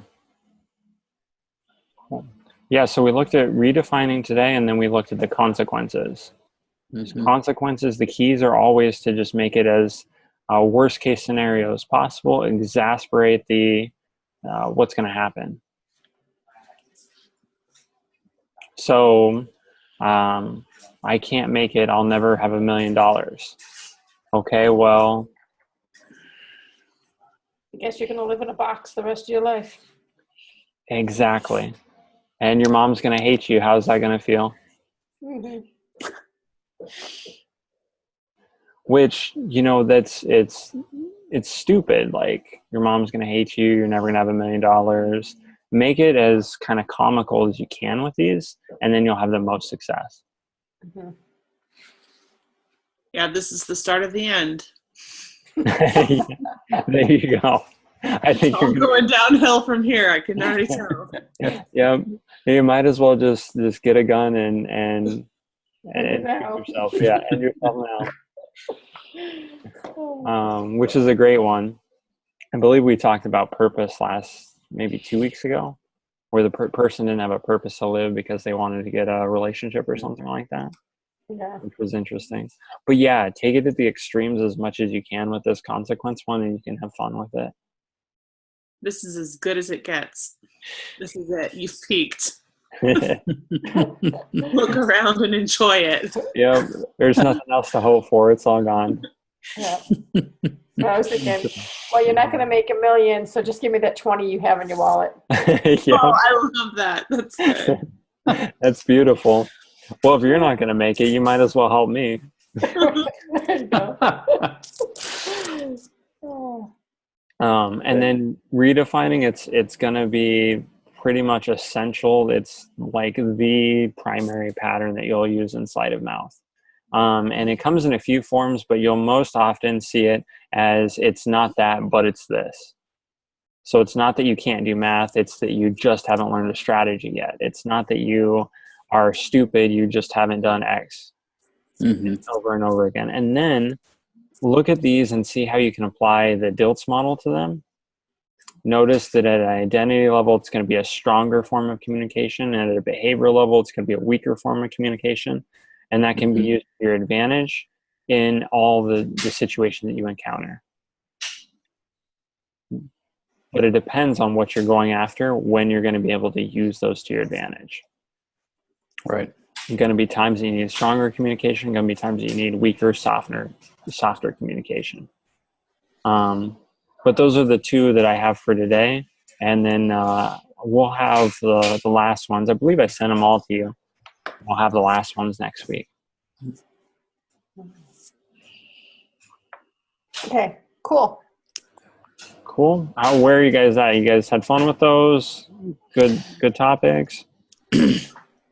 I like it. It is a good topic. It just is really stretching my brain. I mean, getting the concepts is one thing, but then applying it and thinking about all the different ways you could, use it in a given situation. It's just, it's a good challenge. Okay. Was it beneficial having it on the whiteboard and kind of just thinking of different ways that you could go about it? Yeah, that really works for me. Yeah, this one really feels like a spider web. Because there's so much to it, right? Yeah, it's complex, and the different ways that you can look out from the middle or look in different angles, it feels like a much more complex structure to navigate. So this one, like last week, I was excited about how is this going to color my week. This week, I'm almost a little nervous. Like I'm wondering where this one's going to take me. And I would say more than anything, master redefining. That's why I put it first. And when you're in your communications with other people, just redefine what they're saying with different words. It's so easy to do. And what you'll find is that you'll keep getting better and better at changing one word or one phrase in the sentence, and then changing the whole meaning for other people and what they're communicating to you. It by far is the easiest one of the patterns. And what you'll notice is that you start to get really intuitive about what you see and what they're giving you. While I don't always redirect with this sleight of mouth pattern, with this redefining, I will see if my friend tells me this, and I'll see it as an option to go ahead and attack that word or attack that phrase. What's to be of note there is that you can break rapport when you do that. If you attack some word that you have or one phrase that you have and you don't replace it with something that's equatable, then that can bring some kind of resistance from that other person.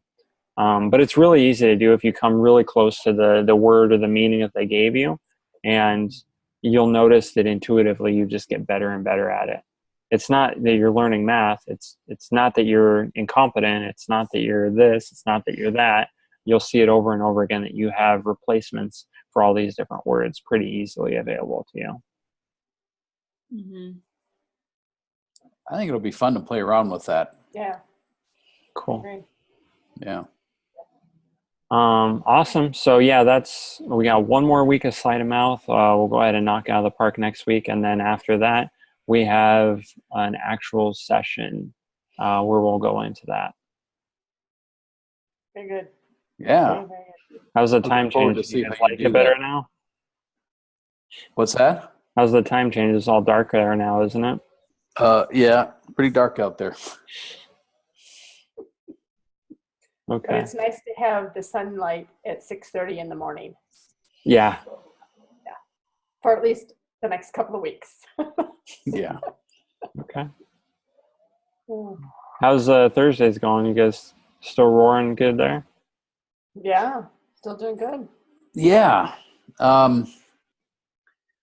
Yeah, we what did we take advantage of? Oh, yeah.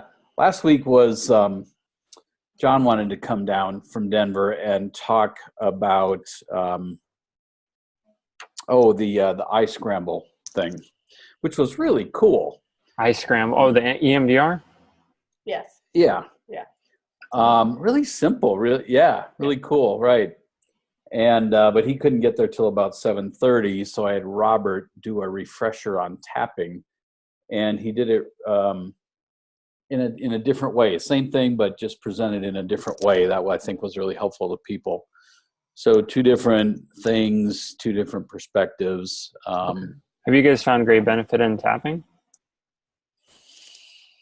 Valerie loves it, don't you, Valerie? Yeah, I'm a big fan. Okay. I see, in class, I see how it fits in the, well, just to back up real quick, Sean, I told you I was going primarily from the Unlimited Power book. And so he starts off just talking about paying attention to your own state and then playing around with that. And that leads into the, playing around with submodalities, like to dislike, swish pattern, those sorts of things. But I realized that a lot of those, all of those tools really are just about breaking the pattern that we have and installing a new pattern, which is exactly what tapping does. So it just fits in really well. And so it's just one way of doing it. You know, you tap, or you move your eyes around, or you play with the submodalities. It's just all variations on a theme in my mind. And, you know, some things I think click with different people better. I'll use tapping in my practice. What's often most interesting for me is that somebody will say, well, I want you to use tapping, or I want you to use hypnosis, or I want you to use this. And that's usually what I don't use when they do that. Because you want to interrupt that particular pattern. Well, and it just depends. Most times people don't know exactly what it takes for them to change. Maybe they know what they want, but they don't know how to get there. And I'm the expert. I know the tools that'll get them there. And so if it is the case where it's going to be tapping that's going to get them there, and then I'm going to have the intuition to bring that out. Usually they don't know, though. They think like, oh yeah, this will help, but maybe it's not tapping, or maybe it's something else. Right. Yeah. So we're gonna start moving into just practicing a lot. Barb and I were talking about this just yesterday and this morning, where to start heading, and we're thinking about just continuing to follow Unlimited Power. Basically, he's moving into really paying attention to people's eye movements and language predicates and all of that, so that you can identify what's going on up here.